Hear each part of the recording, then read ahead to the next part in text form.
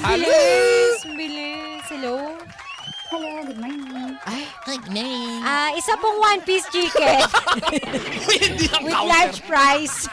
Ang ganda ng boses niya, parang gano'n eh. No? Sino to, ka-vibes? This is Erica. Uy, ganda ng sabi ko sa'yo Eric, eh. ang ganda ng boses. Erica, I would like to report an issue. Eric, taga saan ka? Ilan taong ka na? Dyan lang sa Diyan North. lang. Saan? Somewhere in North. North. Somewhere in North. North. Mm. North girl. Ilan taon na si Erica? Early 30s. early. Trentahin na. Oh, Erica, bakit napatawag ka dito sa 92.3 FMR? Then, nakikinig kasi ako, so na-intrigue lang din akong tumawag. Ay! Ikaw ba, Erica, ano ang iyong pinagkakaabalahan sa buhay? Kasi ang ganda ng tinig mo. Ganda, no? I work for a financial institution. Financial? Big time? Paper! Ano yun? Ano yun? Minapindot. Oh, Erica, napatawag ka dito. Anong gusto mong... Hindi, may- magkakonsult lang ako Consult? Hoy, about consult? love life. Uy! Gusto ko seryoso. Kala mo financial matter. Ay, consult about love, Love life. Sige, Erica. Sige. Erica, ikwento mo! Hindi, what would you do if Ay! you've been in a long-time relationship pero feeling mo you're wasting away your youth? Patay. Ito na. Ayun lang! Eh, Early ito, 30s eh, no? Yun ba ang nararamdaman mo ngayon, Erica? Medyo. Asking for a friend. Sige, safe tayo Joke safe lang. tayo. Ilang taon na ba itong friend mo na to? Ilang taon na kayo magkarelasyon? Sige. Mga 10. Oo nga. Matagal na rin, no? Alam mo kasi ano yan eh, it can be a blessing and hindi naman sasabihin curse, but it has its advantage and disadvantage. Sige, Diba? oh. Meeting the love of your life at an early age. Kasi syempre, Oh. mas malalim yung pinagsamahan nyo, mas malalim at mas maganda ang inyong pundasyon. Oh. But on the other hand, yung sabi mo nga, yung fear mo that you might be missing out on a lot of things. Hindi lang yung makakilala ka pa ng ibang lalaki, pero Pakwentuhin mo muna! di ba, makagawa ka pa ng marami sa buhay mo. Yun na nga yung consultation niya, kaya nag-a-advise tayo. Ilang oras ba meron tayo sa segment na to? 5 minuto lang! 5 lang. Oh, sige, okay. Sige. Oh, tapos, anyari? Yan. Ano Erica? na? Erica? Kanina kausap ka pa namin. Erica, nandiyan ka ba? Erica? Nagtampo na si Hello? Erica. Hello? Ayan. Sorry, na-mute. Na-mute. Sorry. Okay lang, cute ka pa rin. O tapos? Thank you. 10 years na relasyon. Tapos, Okay, so, anong advice niyo doon? Ayun na nga, then- pinag-iingan na nga tayo ng advice. So, ano? hindi ko pa kasi nag-get yung ano ba yung problema niya? 10 years na relasyon. O, tapos, Parang you feel like you're wasting away Oo, your yung youth. Tapos, youth. merong nagsasabi na parang may someone who wants to get in, parang Interesado sa'yo. Interesado parang sa'yo. Ah. And ayaw mo namang mag-cheat, but then at the same time, iniisip mo na kung wala ka sa relasyon na yan, you might have given this person a chance because gusto mo rin naman. Ay, anong gagawin mo pag ganyan? Teka, may tanong muna ako, Ano? Erica. Yan bang, paano mo nasabi naman na parang nagsasayang ka lang ng oras dyan sa karelasyon mo ngayon? O, di ba? Parang walang progress kasi. Like? Parang you don't know kasi kung saan siya pupunta yung relationship niyo kasi hindi naman siya nauwi sa kasal, ganun. Hindi nyo ba napag-uusapan or pag pinag-uusapan nyo, ano yung reaksyon niya? Well, nag-propose na siya actually. Pero parang hanggang dun lang. Parang sinecure niya lang na okay.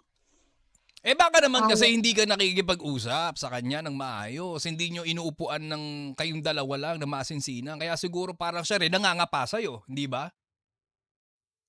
Hindi, matagal na namin pinag-uusapan parang walang concrete plan. Oo. Ganun.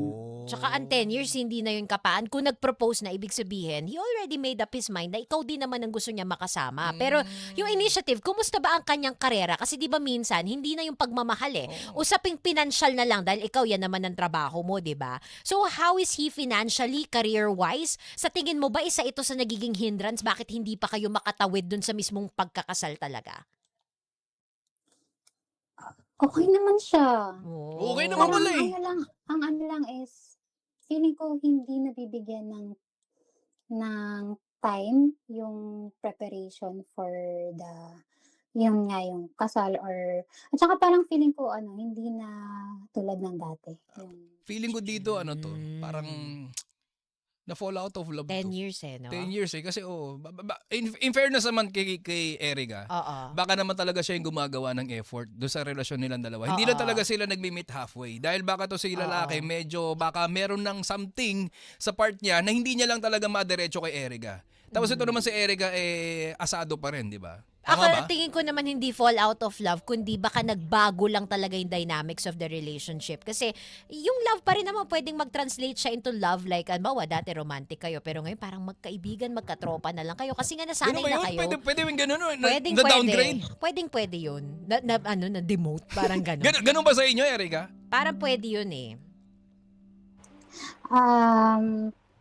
Sobrang familiar na lang Oo, siguro. familiar na sila sa So, familiar na lang na magkarelasyon kayo pero yung We feelings ay hindi na technically, parehas. grew up together. Ganun. Oo. Oh my goodness. Kasi nga, syempre, nasanay na kayo, kinalakhan nyo na isa't isa. And as I was saying kanina, may pros and cons talaga yan. Yung pros is, syempre, parehas kayo, yung pundasyon ninyo, alam nyo experience ng isa't isa. Pero yung cons dyan, yun nga, ang dami mo rin for sure na may miss out, di ba? Na pwede mo pang maranasan ng sana mag-isa ka, pero no choice ka kundi gawin together with this person dahil nga, kayong dalawa. Eh, minsan kasi ang growth mararanasan natin yung pag mag-isa na lang tayo. Alam mo, pag wala tayong katuwang. Pero Erica, tatanungin ka namin ng diretso. Gusto namin ng diretsong sagot. Okay. Ano yung mas nangigibabaw sa'yo ngayon? Sa relasyon nyo? Gusto mo ba siyang hiwalayan? O gusto mo pang itawid? Sikmurain kung ano yung... Nag-iisip kasi ako nung parang nagme-message sa akin eh. Ayun na. Ang gusto ko, kung dapat pa daw ba na ituloy ko yun kung parang wala naman ng patutunguhan. Parang, alam mo yan. So may nakakausap ka ngayon na bago, no? Pero the fact na pinapasok mo sa buhay mo itong bago, di kita sinisisi or walang judgment dito pero the fact na pinapasok mo or nag-entertain ka na ng panibago kahit wala pang romance dyan, interesado ka din dun sa bagong tao ngayon. Tama. Ano naman siya, wise naman kasi siya kausap. At saka alam niya naman na yung boundary din. Kasi sabi ko, kakasal na ako, ganun. So para mas nakikita mo na... Napag-isip lang din ako. So para mas nakikita mo na yung mga interest mo noon dito sa karelasyon mo ngayon, mas nakikita mo na siya dito sa bagong pumasok sa buhay mo. Ano lang, parang nag-open lang yung mind ko na sa ibang possibilities. Different perspective, kumbaga. Ito na yun. Alam na natin kung saan papunta to. Oo. Pero balik na rin natin pag lalaki gumawa yan. Ano Ay, na? syempre. Talaga. Kayo sa amin. Mata lang ako ng latay, be. Ay, pero syempre, di naman tayo magja-jump sa conclusion na nag-cheat na agad. Pero yun nga the fact na nakikipag-usap ka dito sa bago, kumbaga parang nabigyan ka niya ng panibagong perspektibo na, teka, tama ba to? Tatalon ba talaga ako dito sa mas seryosong usapin ng pagpapakasal? Gayong hindi ko nga nakikita na yung interest ko, di ba, at pagiging excited sa kasal, parang hindi ko matagpuan dun sa jowa ko ngayon. Tsaka medyo hindi naiisip mo ba o na dumadapi ba sa sa konsensya mo na parang itong ginagawa mong pagpapapasok ng isang tao na hindi mo naman kaano-ano o wala kayong kahit na ay habang may karelasyon ka pa, hindi mo ba naiisip na parang baka nag-cheat ka na o baka nadidiskaril mo yung posibleng maaayos pa na relasyon niyo? Oo.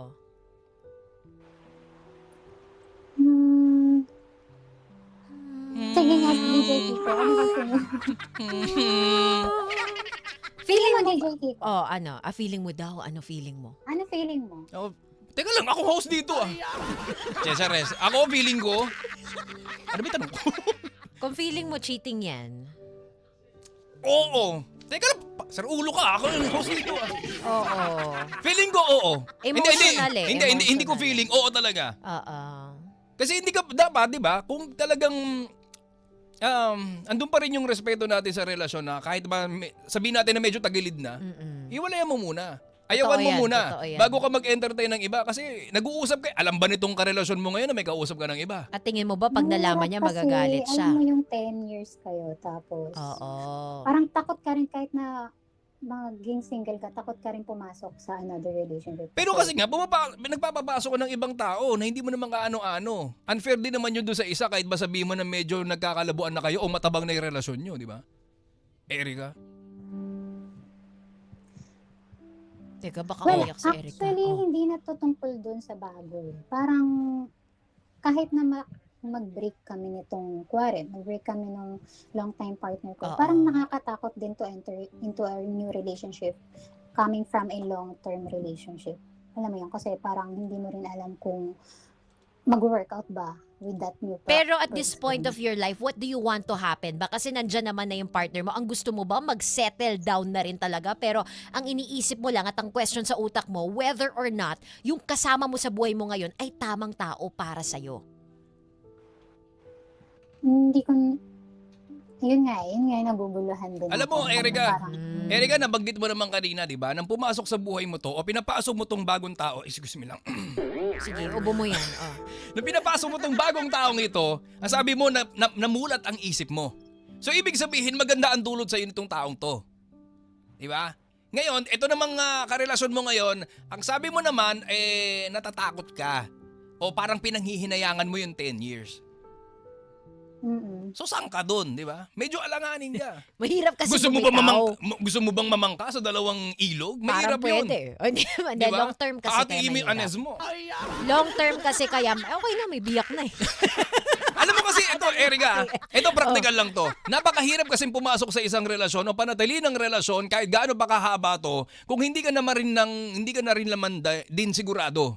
Di ba? Pero kung yung magpapapasok ka ng bagong tao, siguraduhin mo muna na wala na yung dati. Para syempre, di ba, malinis yung konsensya natin. Kasi hindi mo rin naman malalaman kung magiging successful ang bago mong papapasuking tao sa buhay mo kung hindi mo susubukan. Kung panghawakan mo pa rin yung dati at yung luma, kung lagi ka nakalingon sa likod, hindi ka makakausad sa harapan. Kasi nga may takot na bumitaw. Yun naman yung paulit-ulit niyang binabanggit sa atin na wala na dun sa bago. Pero kung maghiwalay sila, 'di ba? Nakatakot kumilala nga naman ng bago. Kailangan mo mamili. Pero, Yun talaga yun. pero ang tanong doon, hanggang kailan ka matatakot? Di ba, Erika? Feel ko alam naman na niya yung sagot eh. Mararamdaman yan eh, 'di ba? Mm. Kung sa tingin mo kaya mong isugal na sige tatalon ka diyan sa buhay na yan, magpapakasal ka diyan, ikaw na ang mag-insist, ikaw mag-initiate, 'di ba? Dahil ayaw naman niya. Tingin mo ba pagsisisihan mo? Kung tingin mo oo, kung may konting, 'di ba? Pakiramdam na alam mong pagsisisihan mo, 'wag mong ituloy. Mm. O Erika, kung nakikinig ngayon yung karelasyon mo at yung tao na bago mo pinapasok sa buhay mo, ano gusto mo sabihin sa kanila? ginugulo niyo ako. Nga! Kasalanan pa pala nila! Buwis! Gusto ko yun ah! Oo, ginugulo niyo. Gusto ko yun. Ang Oo. ganda linya nun. Ginugulo niyo Oo. ako. Nagpagulo ka daw kasi. Ang sagot nila, ang ganda mo Oh, daw. haba na hair mo. Oh, anong Erika. mensahe? Kaya 10 years muna, kaya 10 years. Erika, nakatulog ka na. Hindi, ang hirap kasi, parang, minsan iisipin mo, what if, i-let go mo, pero, baka magsisi ka, alam mo yun. Tapos dito naman wala naman kaming, romantic relationship ng bago. Parang, nagkakaroon lang kami ng wise conversation lang. Tungkol sa life. Tapos, ano lang, thank you lang din for opening my mind, parang ganun. Pero actually open naman na talaga yung mind ko ever since. Parang meron lang concrete na nagsabi sa akin face to face ng directly ng what's on my mind. Sige, Erica. Maraming salamat sa iyong ginugulo pagtawag. niyo eh. Ginulo natin Ginugulo buhay. niyo Ginulo mo rin kami. Oo, ngayon tuloy palaisipan, feeling Oo. natin problema din natin. Pero okay lang. Kadamay mo naman kami. We understand, walang judgment. Yan, Nahihirapan kang pakawalan yung tao Oo. kasi may importansya na sa kanya yun dahil 10 years na sila, di ba? Pero paano naman siya? Oo, Yung tama. sarili niyang kaligayahan. Naku, sana ma-figure out mo yan pag-pray mo ate. Lagi mo sasamahan lahat ng desisyon mo ng panalangin na naway mabuksan ng isip mo at maliwanagan ka kung ano ang dapat na maging hakbang mo sa susunod at kung sino Yes. talaga ang dapat mong piliin para syempre sa ikakabuti ng buhay mo, Erica. Okay? Oo. Thank you. Wow. Maraming Thank you. salamat, Erica, sa pagtawag. Si Erica, salamat po, Erica Ka-Vibes.